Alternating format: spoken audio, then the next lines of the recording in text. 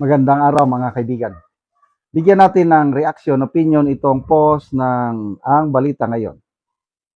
Pansamantalang itinigil ni Ping Lacson ang Blue Ribbon hearings sa flood control.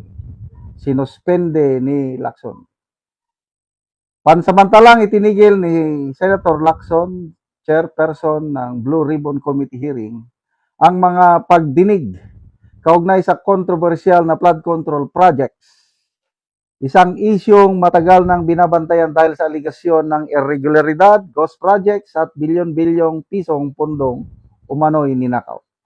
Ayon kay Lacson, hindi muna magpapatuloy ang mga hearing hanggat hindi na ire-report sa plenaryo ang laman ng kanyang partial committee report. Sa kasalukuyan, 4 pa lamang na senador ang lumagda sa naturang partial report, sina Risa Hontiveros, Kiko Pangilinan, Bam Aquino at si Lacson mismo. Sa gitna ng kakulangan sa perma mula sa ibang miyembro ng committee, diritsang ipinayag ni Lacson ang kanyang saloobin. I do not expect any member of the minority to sign. They can offer all kinds of reasons all they want, wise or otherwise, not to fulfill their duties as members. It's on them, not on the chairman. So, yung April 14, dapat sana mayroong hearing. Expected na mag-present o mag-testimonya si former Governor Luis Chavit Singson. Kinansel. Bakit daw? Dahil daw sa energy crisis. Tapos, ito na, announcement. Wala mo nang hearing hanggat hindi mapag-usapan sa plenary ang kanyang partial committee report. Kulang ng 5 na signature. Yung sinasabi niya na wala daw pipirma na minority. Di ang dami namang ang dami pang ang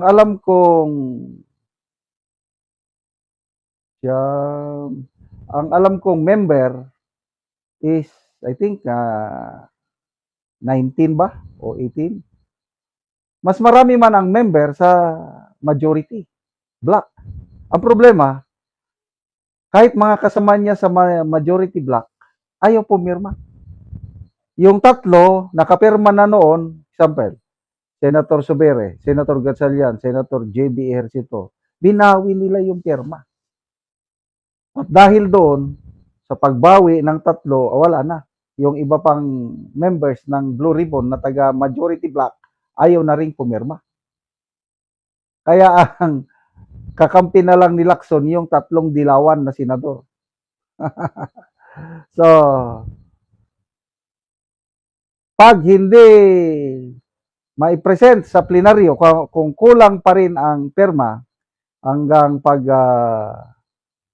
break ng Senado sa June, ma-archive na yan. So, April, May, June. 2 buwan na lang. So, nasayang lang ang effort. Pera natin. Ay, gagastos ka rin dyan sa committee hearing na yan. Sayang lang. Dahil sa, I don't know, ano itong style ni Senator Lacson na ito na ang ganda-ganda ng simula ng kanyang karera sa politika. Graph star siya na ipinagmayabang pa niya sa kanyang privilege speech against kay Marcoleta. Senator Marcoleta, sabi niya, wala ka pa dito sa Halls of Congress, nilalabanan ko ng korupsyon. Correct. But ngayon, nandyan yung pinakamalaking corruption in our nation's history, natamimi naman siya. Yung testimony ng Brave 18 Marines, tuluyan ng isinantabi. So, good luck po sa Blue Ribbon Committee report. Sino pa kaya ang posiling po pipirma? Palagay ko wala na dahil malabo kung sino. Romualdez, sabi ni Ombudsman Rimulya, sasampan daw ng plunder case. Sino pa? Escudero, sasampan daw ng plunder case by May. So, ibig sabihin, to me para sa akin lang, moot and academic na itong report ni Lacson na ito kasi nga, yung ombudsman gumagalaw na. So kahit wala ng Blue Ribbon Committee report, gumagalaw naman yung ombudsman. Kaya wala na akong aasahan sa Blue Ribbon Committee hearings na yan. Mas mabuti na wag na lang ituloy dahil mapro-prostrate lang tayo. Malala ko, sabi niya noon na may hearing pa. Tatawagin natin yung attorney, nakalimutan ko yung pangalan, na yun daw ang nakabili ng bahay sa Forbes Park, yung pinaghihinala na bahay ni Romualdez. Pag hindi daw mapatunayan, paano siya nakalikom ng malaking pera pinambili sa bahay na yon, delikado siya. Nasaan na? Wala, hindi niya pinatawag yung abogado na yun, pinaghinalaan na tauhan din ni Romualdez. Yung mga nasasangkot, example, Adrian Bersamin, si dating ES Bersamin, dating Secretary Pangandaman. Ang dami yung dapat sana niyang tawagin, hindi niya tinatawag. Kaya doon nagagalit si Senator Marcoleta. Kaya para sa akin, pinaka-the best pa rin sana si Senator Marcoleta kung hindi siya napalitan na chairman ng Blue Ribbon.